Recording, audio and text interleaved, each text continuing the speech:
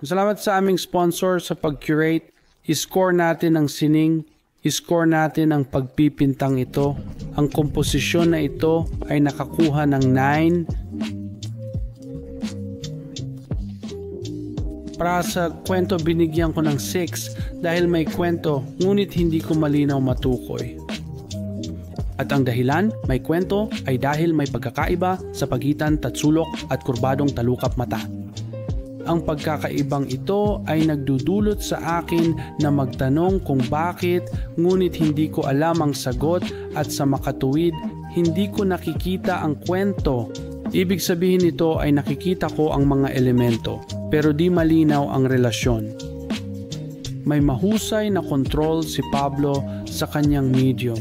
Underpainting at overpainting, mainit na paleta ng mga kulay na pinili niya.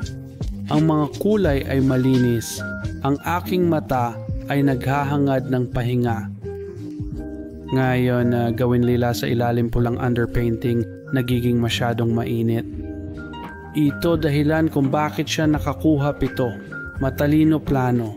Mga mata, bibig, kilay, at Adam's apple paksa madilim nota laban isang mid-tone. Binibigyan ko ito 8 halaga. Maraming abstract na artista ang nagpipinta ng pareho, naiimpluwensyahan ni Pablo. Kaya binigyan ko si Pablo ng 8 sa estilo dahil siya ang impluwensya, hindi ang naiimpluwensyahan. Binigyan ko ang istruktura ng 9. Ang komposisyon ay malinaw na inayos at maingat na pinagsama. Ang paraan ng paggawa niya sa mukha, leeg, at background, makikita mong naglaan siya ng oras upang iguhit ang komposisyon bago maghalo ng pintura. Nakakuha siya ng score na 9. Magaling na trabaho. Binigyan ko ng 8 galaw kurbadang kilay paggamit mga kurba minimal. Pinahahalagahan ko dahil ang mga kurba sa mga mata at kung paano sila nagkakakontrahan sa mga tuwid na linya sa pagpipinta, binibigyang diin nila ito at ginagawa itong mahalaga. Hugis nakakuha ng 7. Gumagamit ng hugis, inihiwalay mula sa background. Balik tayo sa kurba ng mga mata. Paano niya tinapat ang mga hugis na binuo niya sa mukha, balikat at likuran laban sa kurba ng mga mata. Yung kanyang mga gilid ay mahusay na naisagawa, kaya binigyan ko ito ng 7.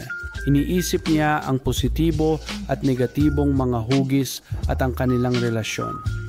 Matatalim na gilid laban sa malabo na gilid, isinasaalang-alang niya ito at iyon ang tanda ng artistang kontrolado at sensitibo sa sining.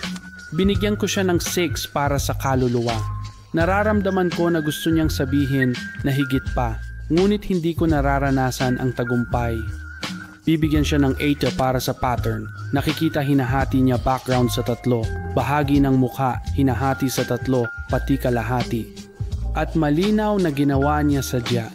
Binigyan ko ang komposisyong 8 para sa pagkakaisa. Habang mata ko ay naglalakbay sa paligid, walang humahadlang sa aking mata. Ang aking mata ay hindi nahuhuli sa sulok na tatapon gilid ng canvas sa seryosong paraan. May maliit na bahagi sa ibabang sulok kung saan nabuo ang isang kanal. At sa maliit na tatsulok, kailangan ng mata konting dagdag upang hindi mahigop. Pag nalampasan ang puntong iyon, daloy sa tirang bahagi ng imahe ng madali. Binigyan ko rin ng on ang pirma. Mababa ang pagkakaiba ng halaga ng pirma at background, kaya't madaling makita ang pirma. Yung pirma ay hindi nakikipagkompetensya sa pagpipinta at may espasyo sa paligid nito, kaya mata ay maaaring malayang gumalaw sa paligid ng pirma. Hindi ko binigyan ng 9 ang komposisyon, ang pirma ay bahagyang anggulo na nakakagulo. Sa paligid ng pirma, maraming patayo at pahalang na mga linya. 116 puntos mula 128, isang 84% score sa sining. Ngayon pamantayan ko ay 85%. Halos umabot ito kaya bilhin mo na.